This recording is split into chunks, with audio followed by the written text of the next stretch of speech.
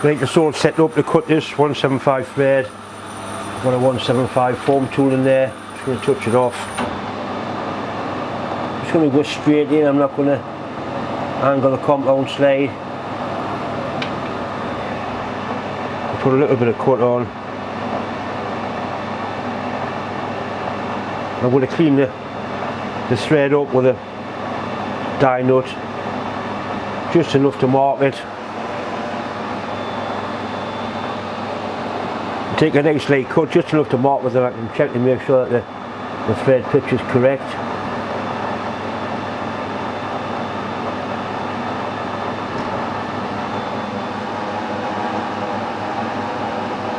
Looks like 175.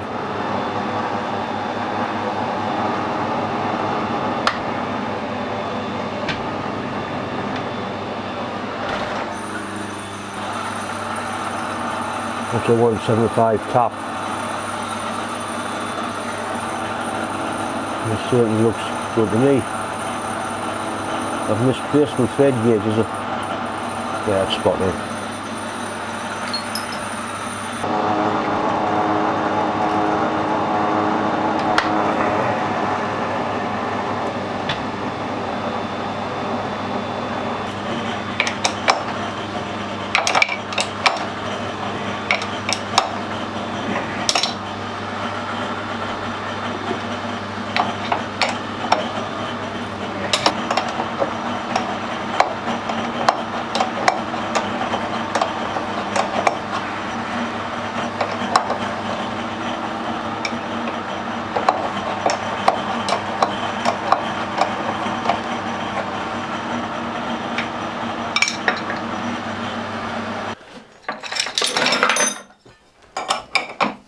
Right, we'll try that in the cross side, but it certainly looks to be a nice, sharp, clean thread.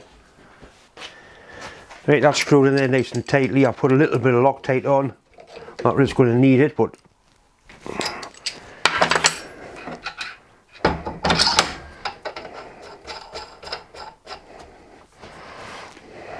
that looks pretty good to me.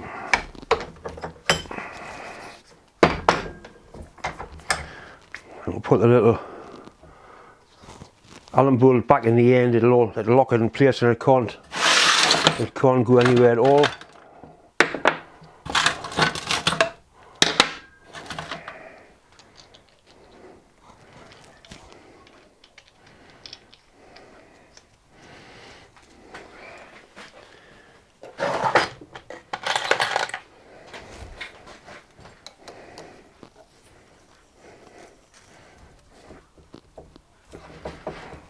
Right, that's it locked in, so that should be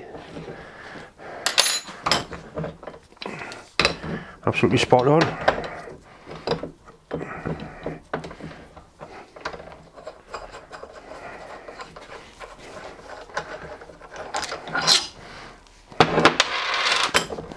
I'm just going to clean these faces up with a little bit of fine emery and some oil.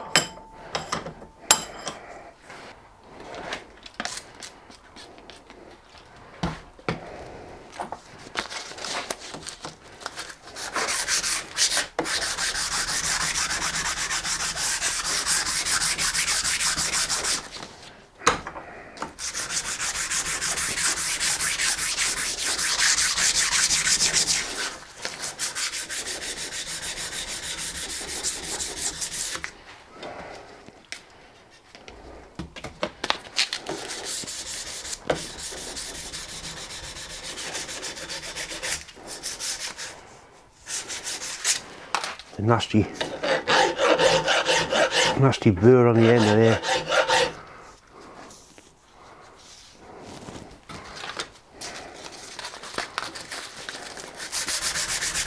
Right, that definitely looks better. I'll take that grub screw out and do this face as well. They're the little adjusting screws that adjust the gib strip, and that'll be the one that tightens up against it, and that'll lock it up.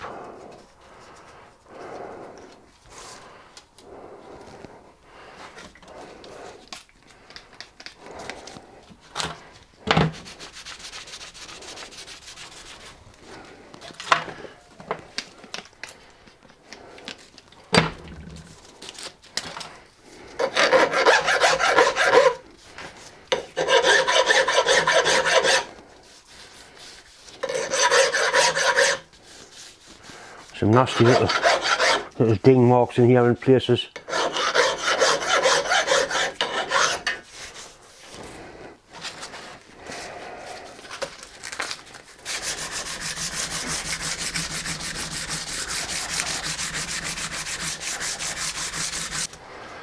Right, looking better. I'll use some brake clean and wash some of the crud out of here.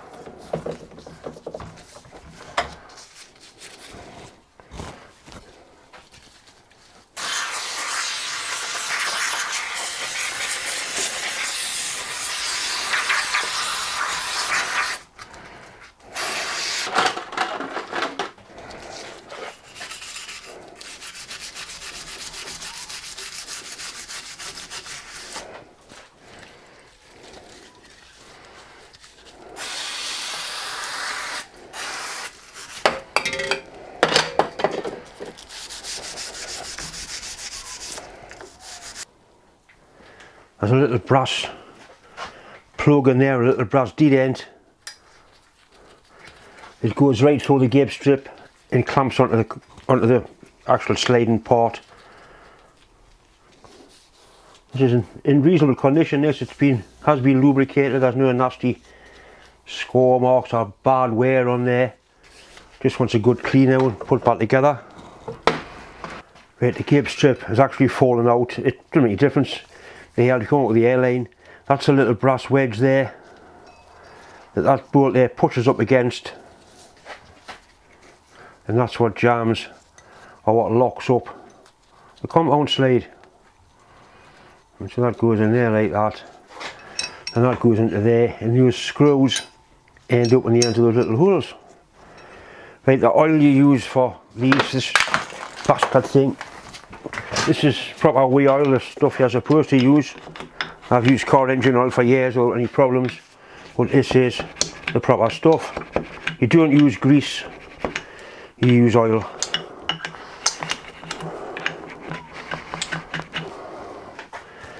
Right, so we'll try and get it back together. It was nicely set up, so I don't want to unadjust the gape strip. Hopefully it'll go back together for us. Go on for John.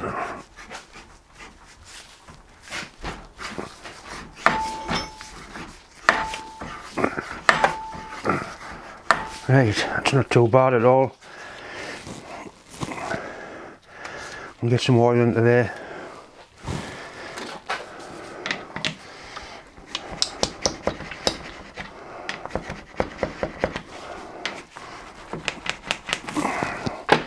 I think we all can once replenishing.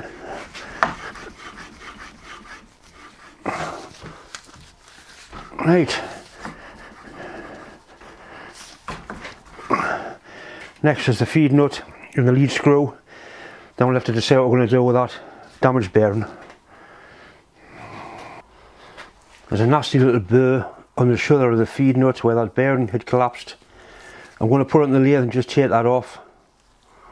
Just that little raised bit there, and clean up in there. The actual screw itself's in good condition. There's a little mark on the nut there that was clamped onto the grub screw where it clamps, so we'll put that back where it's supposed to go. That slides in there like that. A little bit further. And then we should be able to get the nut up into position like that, and then hopefully screw in the lead screw. Put some oil onto it first, of course.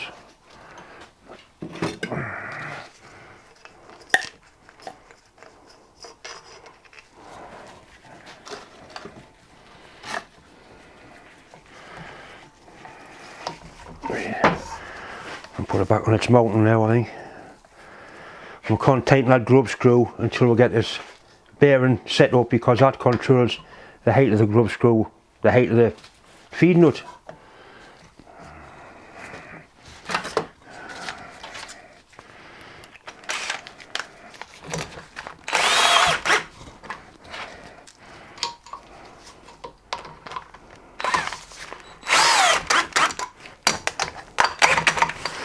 Splendid. Right.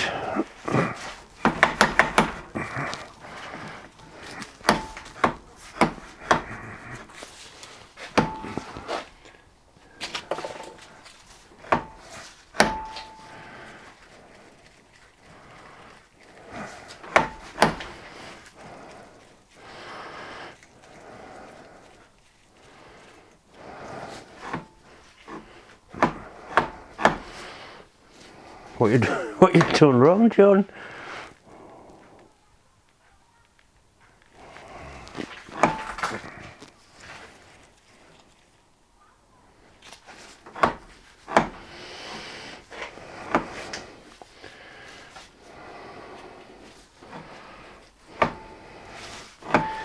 I think what's happening is that the grub screw under there that holds that.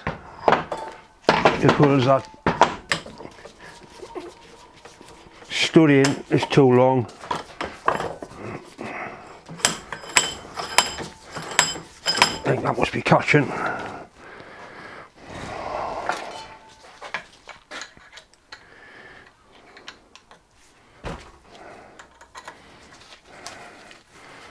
have to take the post back out, or take the tool post stud back out and shorten it a little bit. That's better. Right.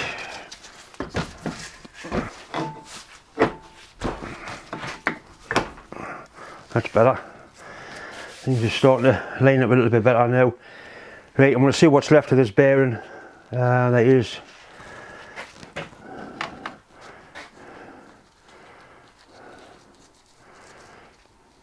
I think there's going to be two sort of doing bits like that, and one of them's completely missing. That's all I've got left. Right, I've measured up as best I can, and I need to make a washer 1 mil thick. So I'm going to try and part off a washer 1 mil thick. We'll dial in 1 mil on this steel row, and then we'll try and part it off. This will test the new parting blade.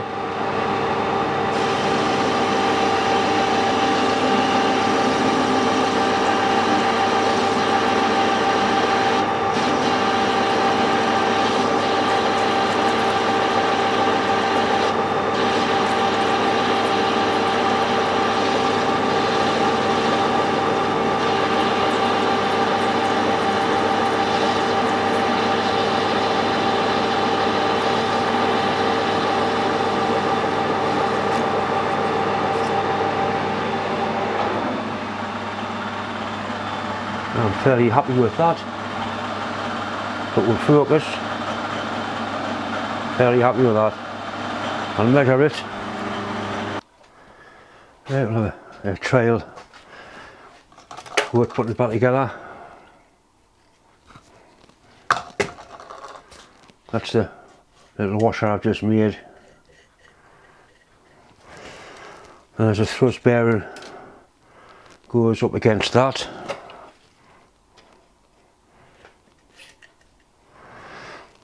And there was a thin tin shim. A thin tin shim like that. And then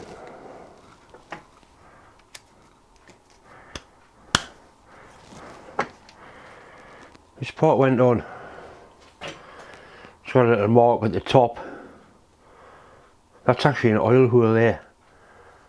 I've never seen oil for a long time. I'll clean it out.